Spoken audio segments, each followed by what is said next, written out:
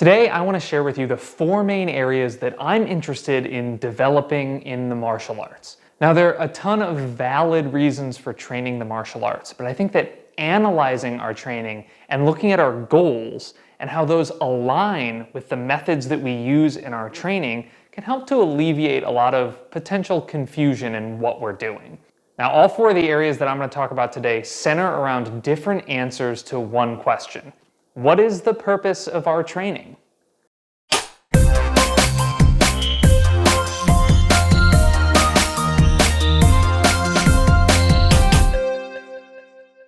Martial arts training can be a somewhat confusing blend of different culturally informed physical practices and rituals with a wide range of potential purposes and applications. So to help sort through some of that, I tend to focus on four different areas. Broadly speaking, those areas are strength and conditioning, functional fighting, flow training, and history and culture.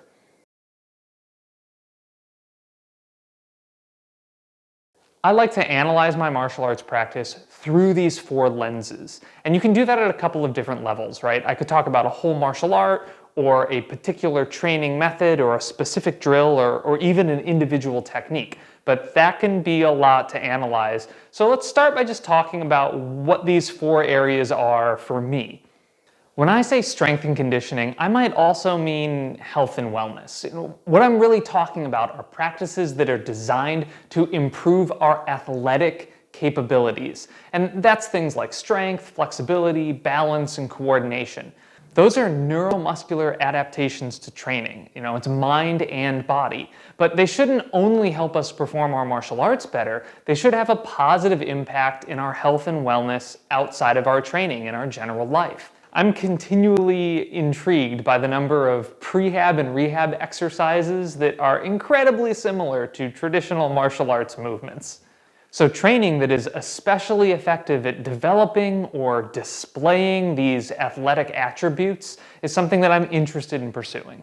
For me, functional fighting is about applying skills in a dynamic and resistive scenario. Typically, this is contextualized in some sort of a sparring practice. So there are a lot of different rule sets or contexts that you might be interested in gearing your sparring towards. But the important thing is that you have a framework that allows you to test and experiment and refine what works for you. Now, that doesn't mean that it needs to be super hard or fast or aggressive or dangerous. Sparring can be done lightly and even playfully, as long as the environment is one that's dynamic and the intention with your partner is resistive. You will still gain real insights on what you can functionally apply. Flow training, on the other hand, focuses on being a responsive and adaptive partner, and that's an intentionality that's a little bit different than the competition in sparring. The drills and methods for flow training are also very dynamic, but instead of being resistive and competitive like in sparring, they're cooperative, as you and your partner work together to respond and adapt to each other's energies and inputs. I think that flow training is a really fun and engaging way to interact with a partner through the martial arts, and it's worth training for its own merits. So I've already spoken at some length in other forums about training martial arts to increase your cultural understanding. And the short version is that I think that martial arts are a really interesting way to look at history and culture from around the world. Many martial arts practices are influenced or shaped by cultural circumstances when they were created or developed and changed. When you learn about those circumstances, you don't just learn more about the martial art, but you learn more about the people that gave birth to that martial art. The hope is that increasing your understanding of different people and different cultures also increases your respect and empathy for different people and cultures. And I continue to hope that that increased respect and empathy would make a positive change on the world.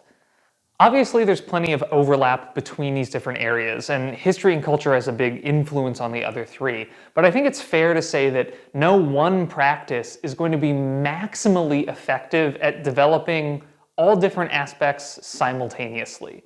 Maybe there's a really interesting cultural strength and conditioning practice, but those movements don't necessarily translate to highly effective functional fighting skill or even application in a flow drill, and vice versa. There are techniques and methods that might be really effective in the functional fighting sphere that don't develop your athletic capabilities as well as some other movements. And obviously, you don't need to analyze your martial arts practice this way. I mean, if you're having fun and getting a lot out of your martial arts training, awesome. More power to you. You do you. Have a blast. Keep training. But I do think there's a lot of confusion in the community about what methods are best for developing what aspects of the martial arts. There's a lot of potential benefits for martial arts and a lot of different ways to approach your training. So by being clear about what we want out of our practice, we can work on aligning our methodologies with our goals in the hope that we can continue to build more effective, efficient, and honest training practices. And that's my hope. That's what I'm working on. That's a broad overview of how I'm approaching the different areas of my training. So I'm curious, do those areas resonate with you and your training? Are there drills or techniques that you think fall completely outside of those areas? Let me know in the comments below. And I'm going to be following this up with more videos to expand on these ideas. So if you're interested in hearing more, please subscribe. Thanks for taking the time to watch today, and regardless of what form your training takes, I hope it goes well for you.